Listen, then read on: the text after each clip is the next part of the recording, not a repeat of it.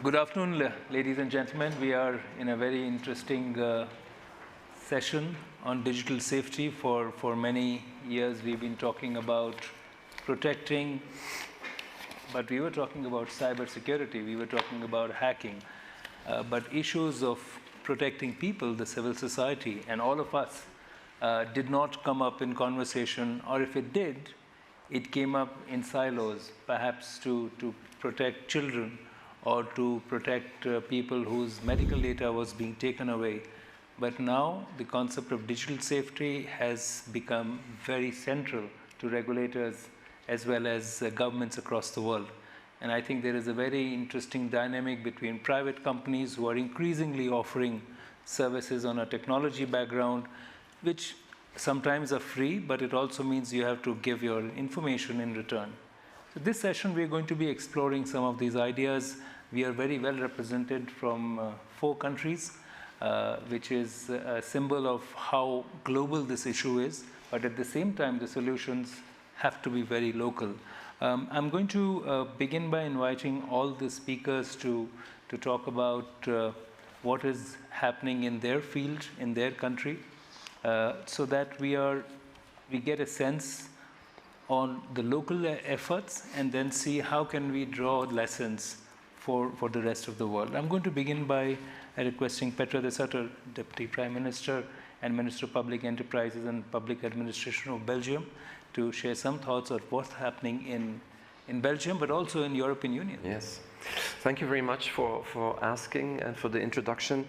I'm also a Minister of Telecommunication, and actually that's my link to the digital agenda and of course the work that we are doing on the digital safety topic that we're discussing today. So as a member of the global coalition that we are of course representing for digital safety, we are trying to create public-private partnerships in this domain, and I think it's a very timely thing to do. It's absolutely necessary to look at it in a holistic way, not in a silo way, as you just said. And we have been doing some work in the 3 areas of concern that we also discussed today: child abuse on the internet, of course, and then also terrorist and extreme violent content online, and misinformation, disinformation, which is also very topical with the COVID pandemic and with the war in Ukraine, where again a lot of fake news and false information is available on the internet. Maybe on child sexual abuse, it has been a priority for everyone, but also in the European Union and in Belgium. And last year in April, the Telecom Council, the council where we are as ministers of telecom, had an agreement with the European Parliament to actually allow for a temporary derogation from certain provisions in the e-privacy or privacy directive, because as you understand, that directive really controls the right to privacy and not sharing one's data unless strict conditions are met. But if you want to investigate for things like child pornography online, in a way, you need to use these data. And so in 2020, in December, the European Electronics Communication Code, as we call it, has had to comply with the e-privacy directive, and it suddenly then became impossible to share these data, to screen material for child pornography, and there was a temporary regulation. And maybe it's good to say that earlier this month, just 10 days ago, the 11th of May, the Commission now presented a new proposal, specifically a regulation laying down rules for preventing and combating child sexual abuse, where the temporary derogation from the e-privacy directive will be replaced by a new adapted regulation. So I think that's very good. And maybe we should also mention that there is a new European strategy for a better internet for kids that is being developed, and that again is adapted to the problem we're talking. And then the DSA, we already discussed the DSA just before this panel, which talks about a lot more issues, but also has specific safeguards to protect minors on the internet. On the second topic, which is violent or a terrorist, violent extremist content online in the aftermath of the terrorist attacks that we unfortunately all suffered, and also in Europe, as you know. We have an ongoing debate on the, I would say, dilemma, or the two different interests, the interest of security, of finding terrorist agents and protecting people, of course, security, which is a collective issue, and then the individual interest of respecting one's fundamental rights. And this is something we are really struggling with at different levels. Striking that balance seems very difficult. We are in the middle of a discussion in our own parliament in Belgium on data retention. Data retention means that telecom operators can store data for a certain amount of time that can afterwards be used in investigations for, you know, any crime, serious crime, kidnapping, whatever, tracking your cell phone data, metadata. But even that is of course a breach of privacy, of individual rights, and a lot of people are very uncomfortable with that. That, you know, authorities, third parties can have access to where they have been, who they have been calling, and so on, even if it's not the content of the call. So we made a law for this data retention problem to help the judicial instances to do their work. And that law was, well, it was attacked before the European Court of Justice and annulled, and our own constitutional court confirmed that annulment. So we are working on a reparation law in Belgium to strike a better balance. It's extremely difficult, I can tell you that, to have that possibility of using these data for security reasons. So this is an example, and we are now in the Parliament having the debate. And there will be a new European regulation as well, dealing with terrorist content online, coming into force in June this year.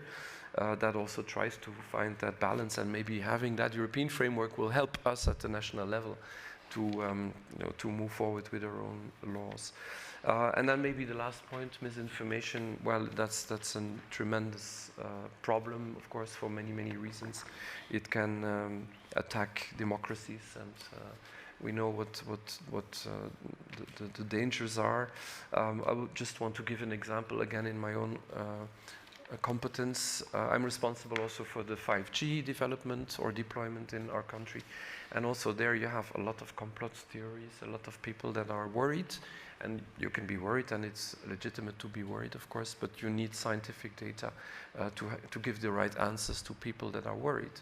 And so we put in place an information center, kind of an online information and learning platform to gather all the scientific evidence that will come in the future, to have the scientific data, to know exactly what is the impact of 5G on health, on environment, and so on. These things where people are worried about. And in this way, we found political agreement to move forward without you know, halting the process of going to the auction, because that had been the case for the last 2-3 years in Belgium. We are lagging behind. Now we can move forward. So there is ways to deal with disinformation, and I think authorities have the duty to provide correct information, to communicate better, and not leave things to social media where, you know, fake news and disinformation is put all the time. Maybe we also have to be present in these platforms and tell, you know, how it really is. I could continue, but I will leave it. Thank you. I think there is so much more to unpack and explore.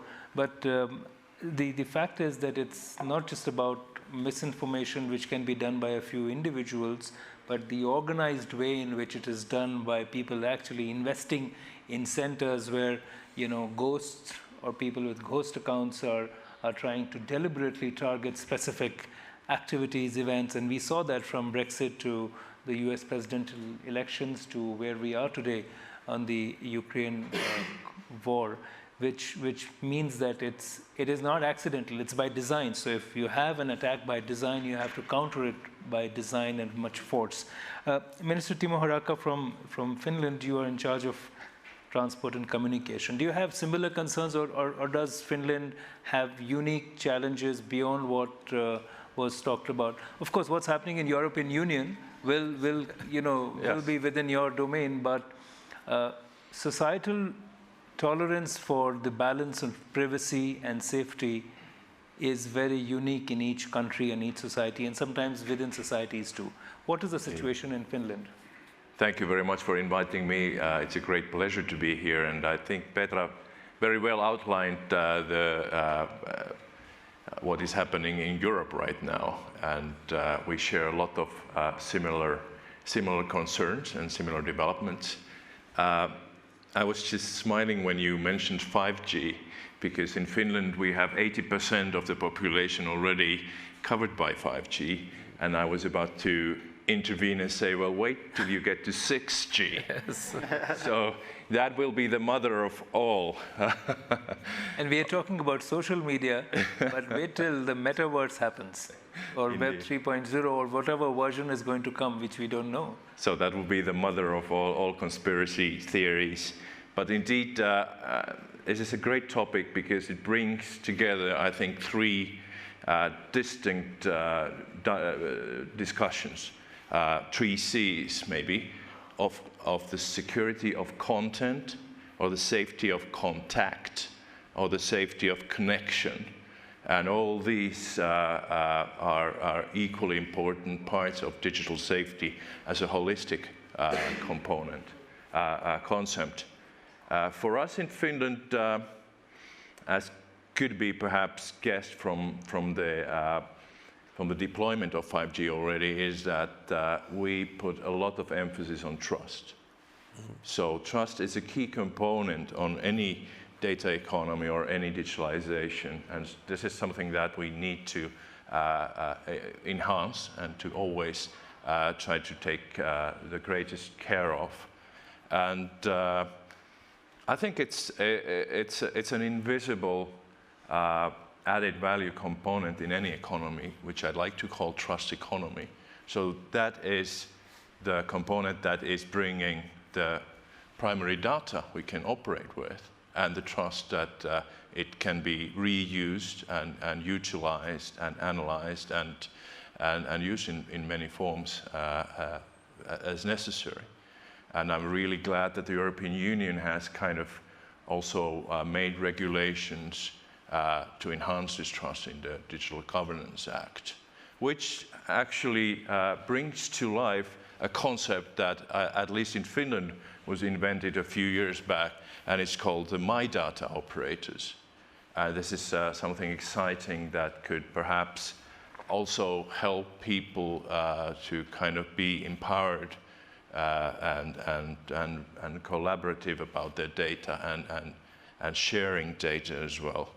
So it's not only about privacy, but it's also ownership of your data, and to try to enhance the capabilities of communities to really own the data and do the best they can out of it. So I think this has been the focus also of the Finnish presidency back in 2019, when we kind of wanted to introduce a concept of human-centered data economy. And this is precisely what we are seeing in the current tsunami of European legislation right now. And I'm really happy that we do have these rules and regulations in place to enhance the trust that is absolutely the critical raw material of all we've been talking about today. Data is a very interesting piece, because there is personal data and there is a data of us as citizens. And I think the government and the country has a right on our data as citizens. For example, if you want to collect all data on medical history to be able to analyze what is going wrong with a certain disease, you need to have that access. But at the same time, you have to protect it from the individual's perspective. And I think that, again, is the concept of data ownership is going to evolve much faster than we realize. And that brings me to Julie Inman Grant, who is the E-Safety Commissioner, Office of the E-Safety Commissioner in Australia. And I believe, Julie, you are a unique officer in terms of being the first such agency in the world. That is right. I'm referred to as the poacher turned gamekeeper in Australia. I spent about 22 years in the technology sector at Microsoft, Twitter, and Adobe, and then I was tapped to run a regulatory agency which was formed 7 years ago. We've already gone through one period of reform legislation. We've just applied these new powers starting in January.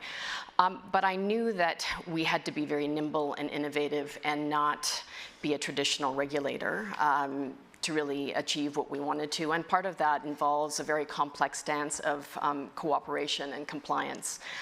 We like to say in my home country of the United States, you catch more flies with honey than you do with vinegar. And so we take a holistic approach, prevention, protection, and proactive change. Now the protection is in the form of 4 different regulatory schemes. So one for youth-based cyberbullying. So, and we're not here to be the content censors of the internet. You know, I'm not going like this, going, I don't like this, take that down. There are legislative thresholds, and a child or an adult who's experiencing cyber abuse needs to report to the platform first. It's the most expeditious way to get that content taken down, and we know that the more rapidly you get harmful content taken down, the better it is on the welfare of the target. But it's also their responsibility. So we were set up to serve as a safety net. So then a child or their parent can come to us, and if it meets that legislative threshold, every report to us triggers a regulatory investigation. So it has to, for cyberbullying, for instance, it has to be seriously threatening, humiliating, harassing, or intimidating. We have a new scheme that's modeled on that for adult cyber abuse.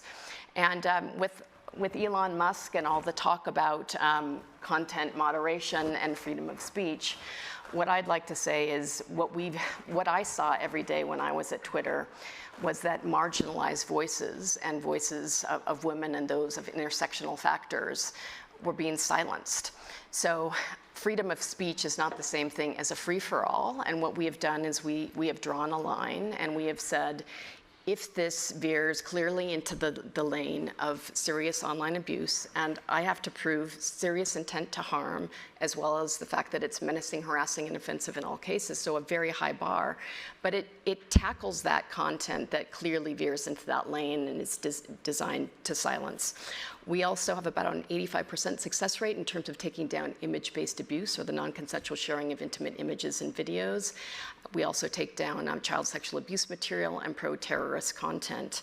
Just this week, I issued about $4.5 million in notices to a number of sites, mostly based in the United States, that are hosting the Buffalo manifesto and the gore material.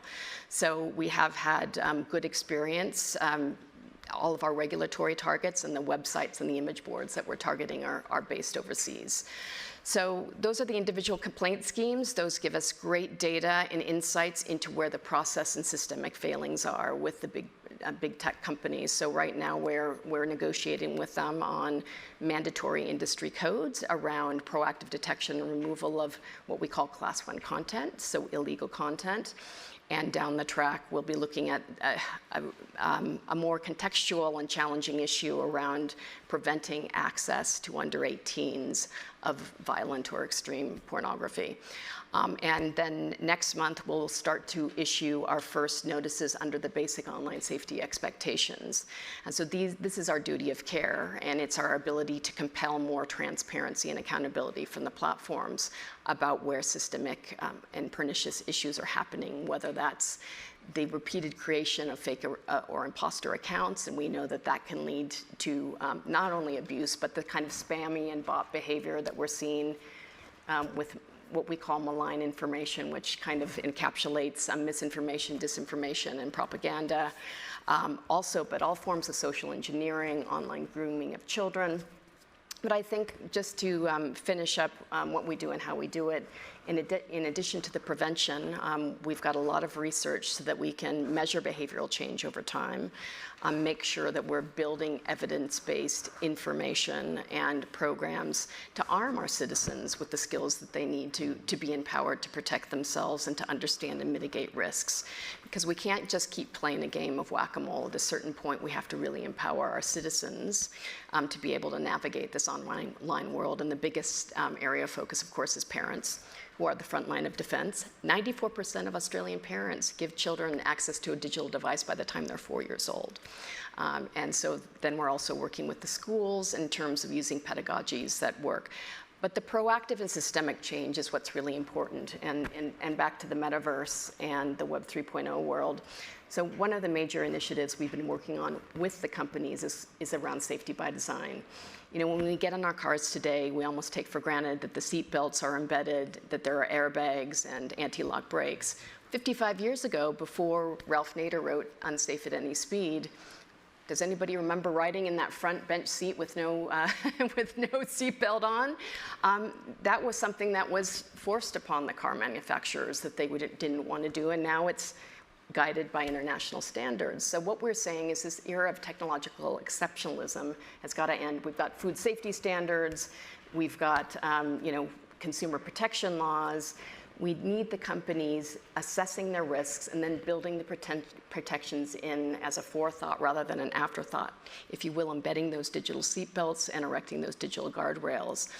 And if we don't learn the lessons of the Web 2.0 world and start designing for the governance and safety by design and security and privacy for the metaverse world, I mean, what could possibly go wrong with full sensory haptic suits, hyper-realistic experiences, and teledildonics all coming together in the metaverse? We've already seen a rape by default. So it's going to supercharge the experience for people when they're experiencing harm. And then we have to think about, a somewhat idealized Web 3.0 world.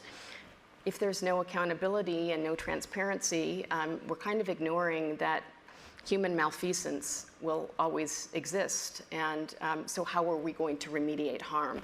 I think those are questions that we have to think about now.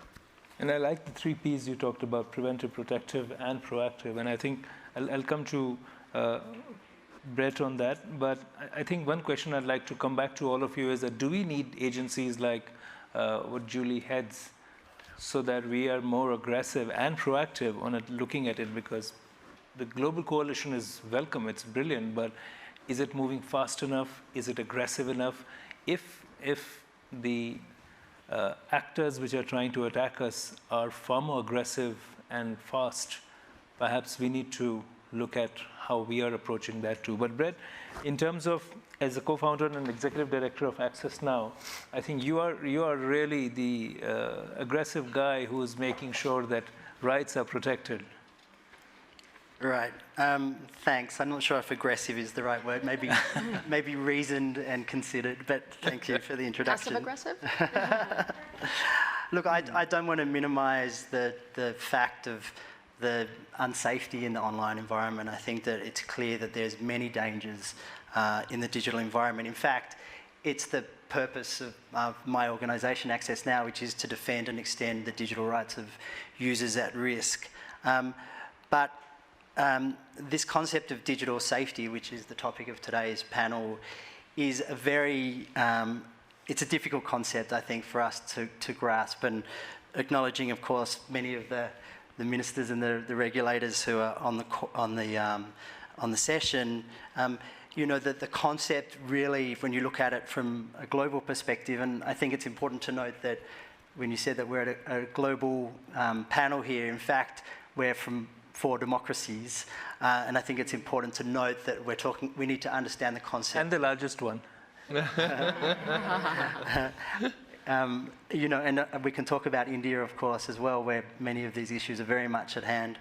But I think it's important to understand the concept of digital safety and the concept of standard setting as well, because the GDPR in Europe and Australia in the Asia-Pacific region are really standard setters. So it's important to not just think about national jurisdiction or regional land masses, but to also think about what does that mean for countries that are adjacent, that don't have the same sort of protections, and what might be safe in Australia might be very different to what is safe in Ukraine right now. And we've just heard from President Zelensky, who's laid that out very clearly.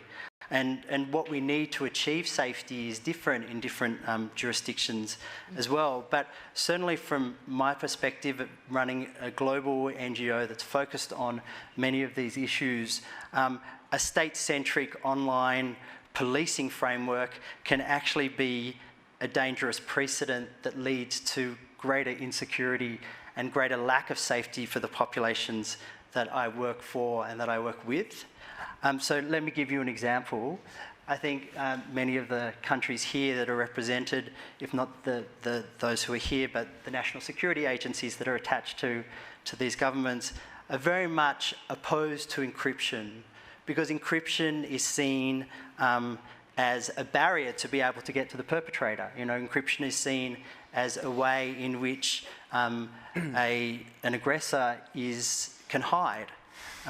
But for us, the opposite is true. Encryption is actually the basis of the right to privacy in the digital age, and it prevents intrusion into your communications. So for a Russian journalist to protect her sources, encryption must be in place.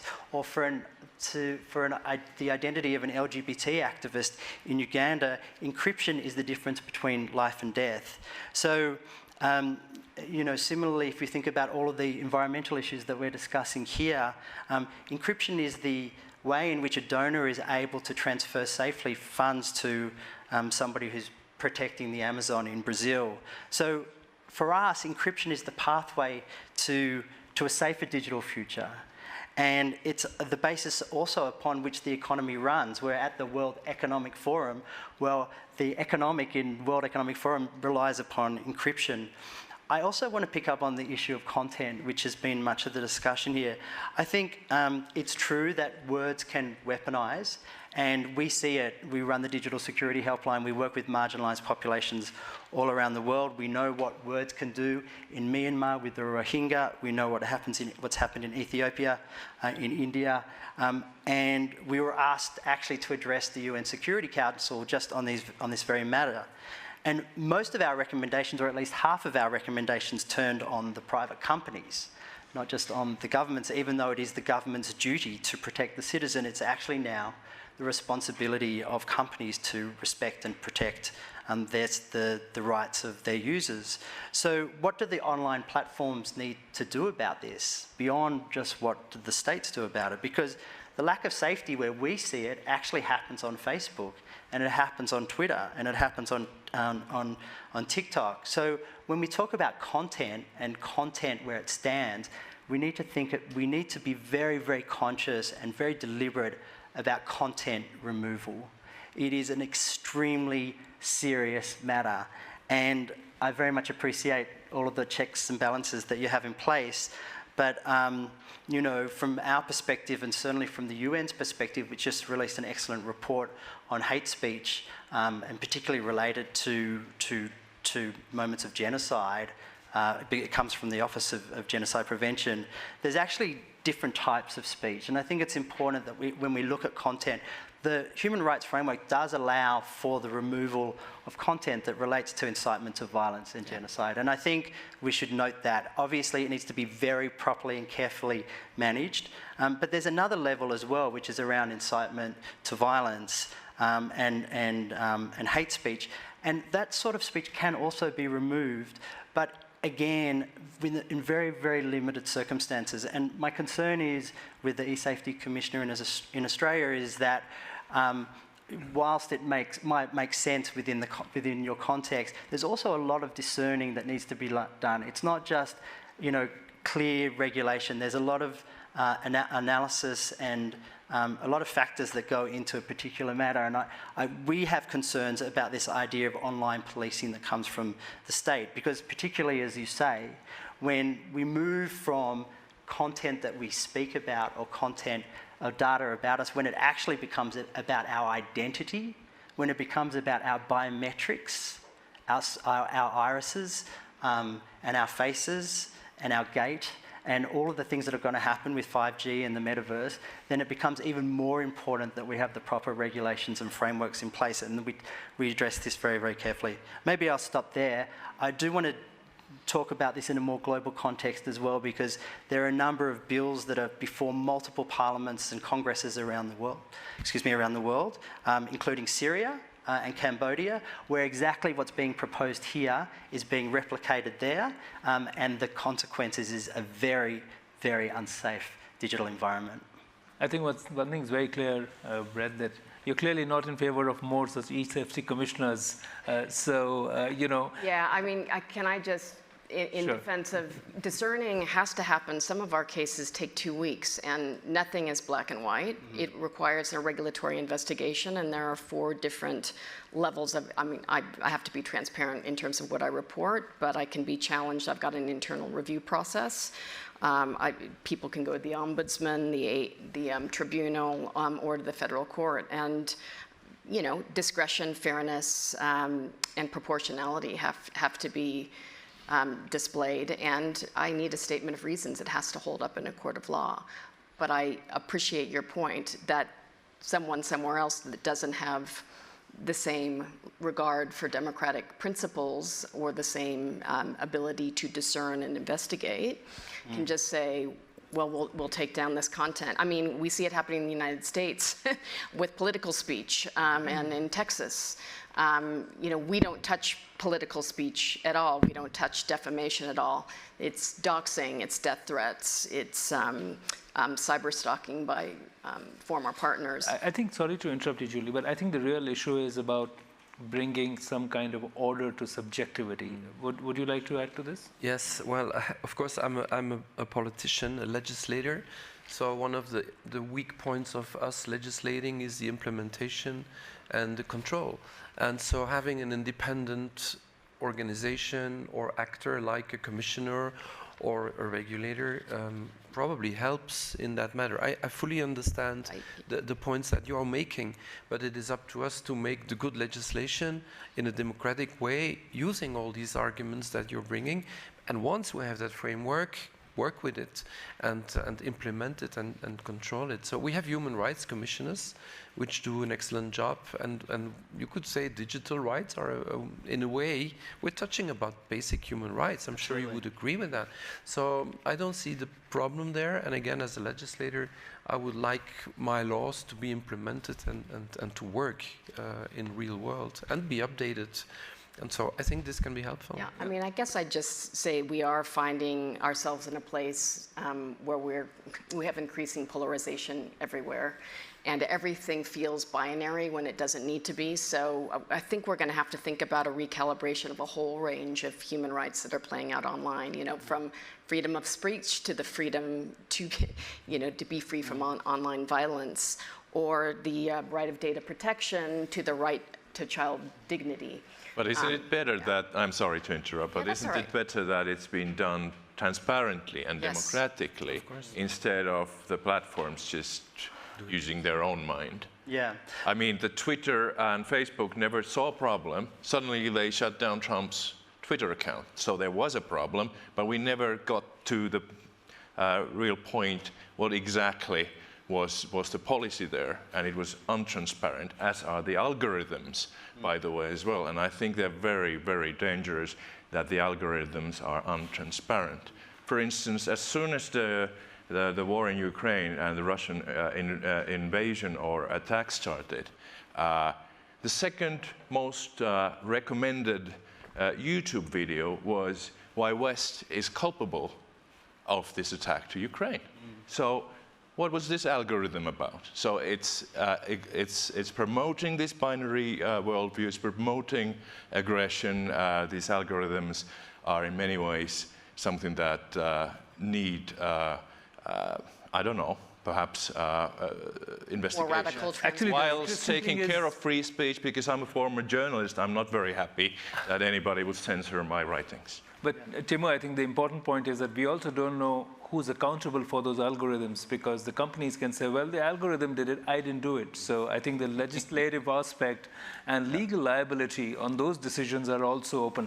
We have about 10 minutes left, so I'd like to get some thoughts from the audience as well, and then come back for another round of discussion. The lady over there, please do introduce yourself. The mic's coming to you for a, yeah, thank you. Hello, Yes, I think it's working. Yeah, we can. Well, I'm a psychoanalyst from Brazil. And It's a good way to start a question. I've been studying this issue for a long time now, and there's something that always bewilders me, that is, there are no numbers of how much child abuse have you prevented, you guys, for instance. How much, and how much hasn't been prevented? I mean, What tools do you use for that? And at the beginning, Mr. Sharma said something about robots, and I feel he was quickly shushed by the rest of you. And also, who has the access to algorithms that extract information? Look, how much information? Yeah. Of whom? We have a general view, still have a general view of things, but we really don't know. Can I just respond to that? Sure. I think, you know, to your first point, what we're really trying to achieve here, I think we all want, is a safer, more rights-respecting environment for all, including for, or maybe especially for marginalised populations. But the concern that I have sort of is picked up by your comment, or I pick up from your comment, is that, like, how do we actually know that what you're engaged in, this is a very live experiment on society in real time, and how do we actually know the results? Or like, how do we know that our communities are safer as a result of this massive legislative and regulatory model that's sending a message to the rest of the world? Like, there's a big risk here that maybe it's not actually working. I mean, if you look at our individual complaint schemes, we've helped literally thousands of people get harmful content that they have said has caused them intense emotional distress that they wouldn't have been able to get down because we bridged the inherent power gap.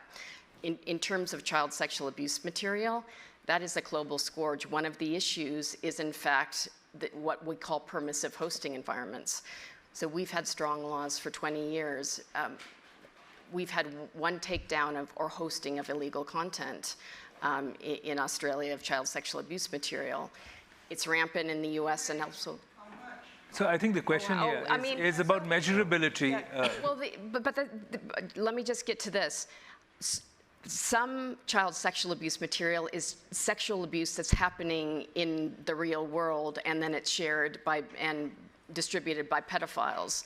So in some ways, there's a double-edged sword, because we're now actually exposing something that might be taking place in the basement.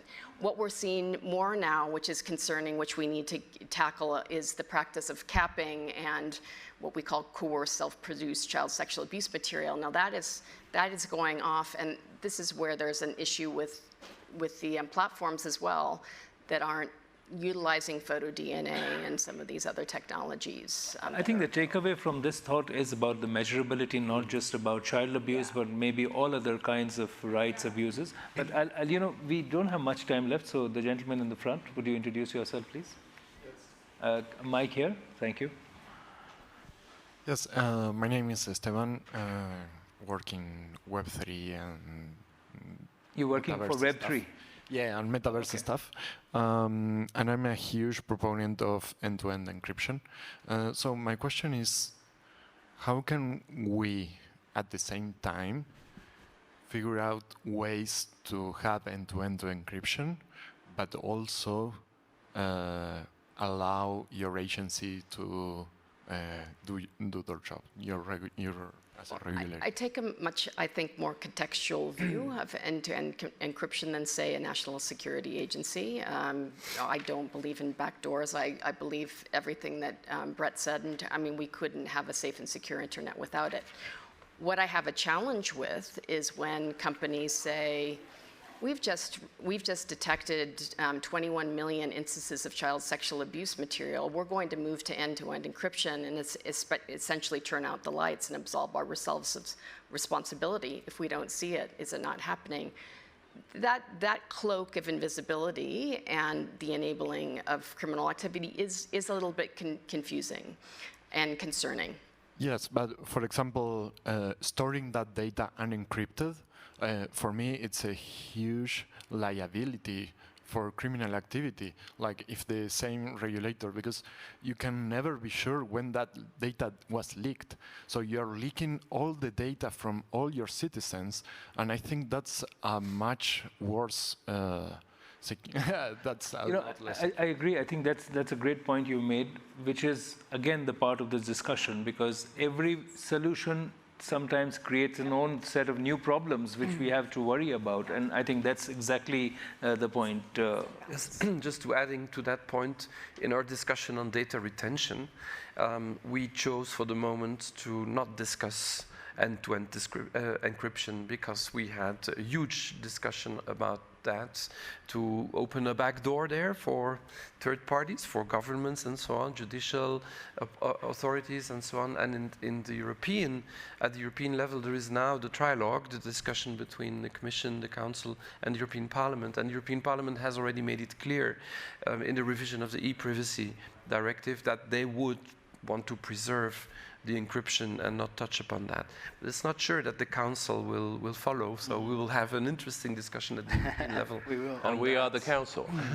We are the Council, yes. So, any other thought from anybody else? Yes, there are two ladies, so there, and then we'll come to the lady in the front. We have about less than 4 minutes left, so please be brief. Thank you. Quick question about practicalities to actually detect inappropriate contents between the algorithms, which are not responsible for anything, to your point, and the human subjectivity, but also the human difficulty. You know, the case of the cognizant employees mitigating Facebook content and getting mentally sick of watching atrocities during all day long and actually taking down very few of them, which was even more frustrating. So how do you practically enforce? Sure. May I ask the second question also to comment so that we can address them together? You're okay? Okay, perfect. Thank you. So, who would go? Julie? I mean, two-part questions. I'm not pretending that we're going to tackle all of the online harm in the world. We have a complaints-based scheme. I think that this next generation of regulation is going to be much more challenging. I don't believe you can or should break a black box in terms of, none of us are going to send, hundreds of data scientists and engineers to sit into Google to watch how algorithms are working. What we need to understand is have more transparency and look at the outcomes. So what are the and are they causing harms? So if someone who has bulimia and is looking for a pro-ana or pro-bulimic content, there's a feature on TikTok, for instance, where you can actually click that you don't want to see any more of that content. We need to test whether that algorithm is actually working, or if if people are being taken down that rabbit hole of more extreme. But unfortunately, the algorithm is increasingly used. Excuse me, when it looks at content. I mean, that's the tool. That's the tool. And there's so much content, and so we talk about obviously false positives, for example, or false negatives. And then when do we get humans actually looking at the algorithm, not the algorithm, but what the algorithm produces. I think the other point that I just wanted to make as well is about the complaint-based system, because the complaint-based system is actually one of in the countries perhaps outside of Australia, it's perhaps one of the most significant problem. It's the internet referral units that are getting content taken down because they're pushing the companies and also other governments to say this is offensive content or this is content that breaches community standards. And I think it's important that we think more about the standards, not so much, I mean, in addition perhaps to the individual complaint mechanism. Yep. I think these are very serious issues, and each of these subjects can be, deeper discussions. And I think what is common, and I think we'll have to end the session here, is that we need a comprehensive approach. I think that's very clear. But the rules for that comprehensive approach will have to be very clear. Perhaps they have to be very flexible. Perhaps they have to be very local, because again, the awareness of privacy rights in Finland versus Australia versus Belgium versus India or any East African country are going to be very different. So while we do need a global coalition, we also need some kind of a framework which will work at local and regional levels for like-minded societies and somehow bring that. And I think it's a complex question. We'll have to arrive at those answers in the coming few years. So I'd like to thank all of you for joining us, and to the speakers for sharing their thoughts this afternoon.